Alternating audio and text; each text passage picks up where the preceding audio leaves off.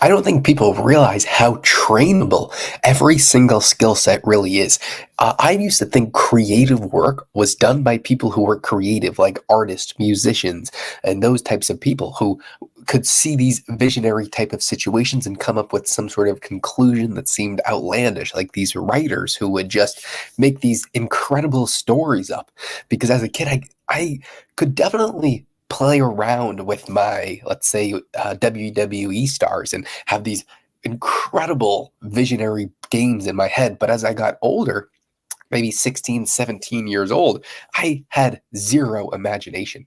Zero. I had no creative work per se. But why was that?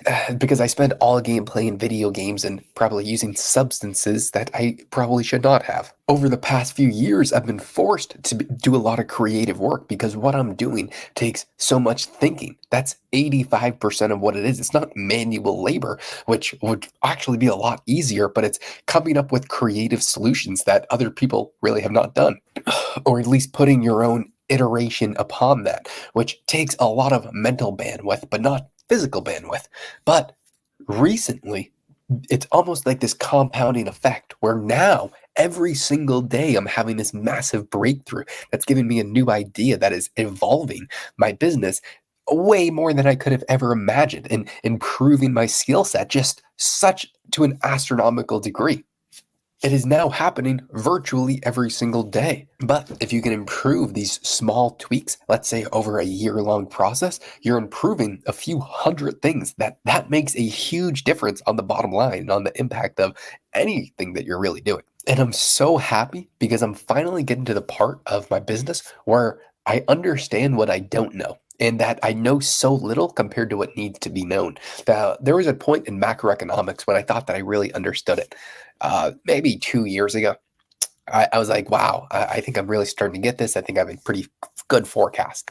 And then I started to really dig in because I had the opportunity that I knew that I was going to be meeting George Gammon, and I met this other guy, Justin, who I ended up talking to. And then we started exploring these thoughts to a much further degree than what I ever could have really have fathomed. And then you know what happens? A few weeks down the line, you realize, oh my God, there's so much to learn. It would take a multitude of lifetimes to ever even think about learning as much as there is to know. And there's so many unknown variables that can never be known. And then I realized when you get to a knowledge of a subject in any real field to a high enough degree, you realize that there is so much that you will never know. And that really brings down your ego. And you're much more humble to the possibility that you could be wrong because you realize how many other things could go on and that there are absolutely no certainties because there's so many players on the field that you could never forecast everything that was going on. And I'm starting to get there with what I'm doing right now, which is so satisfying because when you keep on hitting these massive, let's say not home runs, but maybe solid base hits for everything that you're doing, it's good. But you start to get a pretty high ego. You know, with Kenny, I was talking Kenny McElroy, one of the guys that I work with. He said when he's a real estate guy and he's over 10,000 units, but he was saying you have rent appreciation, property appreciation, then you have ego appreciation. He said everything that I was touching turned to gold. And he said you get the stupid feeling that it's you and not the market surroundings. And he said you need to get punched in the face enough times to realize that you're not that smart and you need that ego to deflate.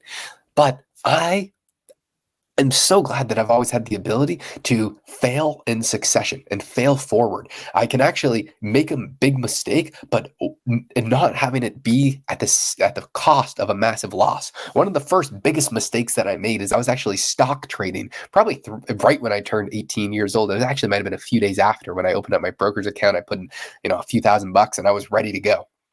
And there was this guy, Greg Manarina, who I just found funny online, and I joined his email list, and he posted this stock trade, and it was a S&P call when everything was going crazy, and it was a 425 or something along those live call, and that just means he was buying the S&P at the current price, and he was buying a call. But what my dumbass thought is, I thought he was buying 425 calls, which was so expensive. So I was looking at the option chain of the S&P 500 right at market open, and I had a few $1,000.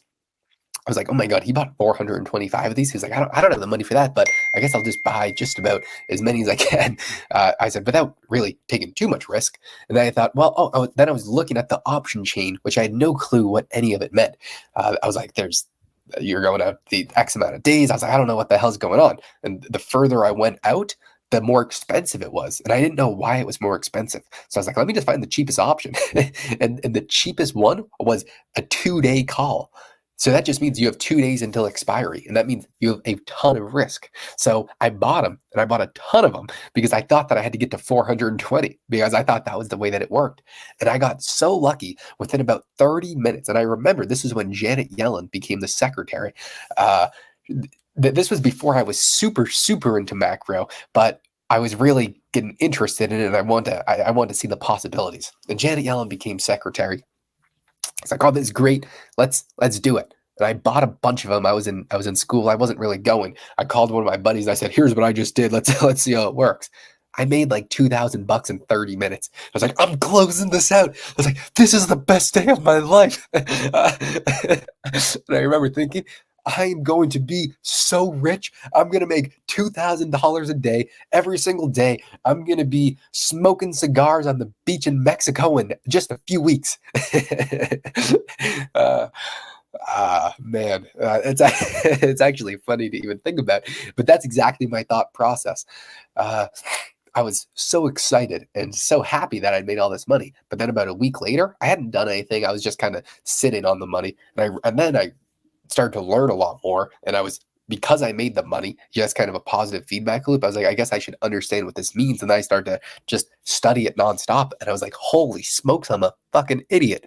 Like, I just did everything wrong. I just got 100% pure lucky. And so I realized that I can't confuse brains for a bull market. And I just got so lucky. So what did I do? I realized that was just a luck, and it was a gift, and I'm going to take it, and I'm not going to lose it. What I'm going to do is I'm going to learn from that so I don't do that again. So I never really took any stock picks like that again. I failed, and I failed forward, but it was a learning experience. Another time was this company OCGN, which was a vaccine stock company. And that was when COVID was going on. I was like, oh my God, this was this Indian vaccine company. I was like, oh, when they get approved, I'm going to make so much money. And I put probably 75% of my portfolio, which it actually grew quite a bit because I had gotten lucky with a few other stocks because, it was a mania, everything was going on. And I put like $7,000, which was everything that I had, everything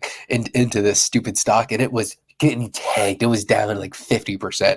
I was sweating. It was one night I had doubled my position because I was super confident something was going to happen. I went for a walk, and I was honestly felt like throwing up on the side of the road because I couldn't handle it. I had put too much percent of my portfolio, and I realized that I was so screwed if I lost it. Because I told other people, I told my uncle, I told a few of my friends, I was like, dude, this is the best opportunity ever. And I did a bunch of research, but what the hell did I know, honestly? I was a stupid 18-year-old kid, and now I'm a stupid 21-year-old kid. But about 2 days later, it was when the GME squeezed. And because this company was also being shorted, you know what happened? It went from $2 a share to $18. And my portfolio, I had made like 30 grand. At one point, I think it was up even like 40, 50. It was absolutely crazy. Absolutely crazy. And afterwards, I realized instantly I am never making that mistake again. And what was the mistake? I put maybe 75% of my portfolio in something that I could not control. If it was my business, something that I had tangible access to improve, then I wouldn't have cared as much because I could just figure it out. At the end of the day, it was a pure speculation. There's no way to know for certain if something's going to happen. And again, I got lucky. I failed forward, and I learned from my mistakes. And so I've been fortunate over time. I've been lucky enough to make mistakes, but be self-aware that I've made money during these mistakes and to not make them again, which is such a very, I think, fortunate situation to be in. Because I think I'm in a similar situation today where I've been making some small mistakes, but seeing a lot of results because I'm doing a lot of other things right. But now I'm fixing those mistakes where I was messing up some funnel sequences, so what I'm doing right now is I'm helping people get more views across all their social medias, and then I'm helping them funnel to their products, and then I take a percentage of whatever I can earn them, and it's been going exceptionally well. But there's a few small details that I think I could improve on drastically that I've discovered, but I've still seen the success, and I can be aware that there's things that I need to pull apart that I can do better or that I was doing wrong because I've seen in the past that just because you make money does not mean you're smart or you're doing something right. You could just be getting incredibly lucky. So I am waking up at 4 a.m. because I'm flying back to Phoenix, Arizona tomorrow. It's already 9 o'clock. God damn. Shit, it's so fucking busy.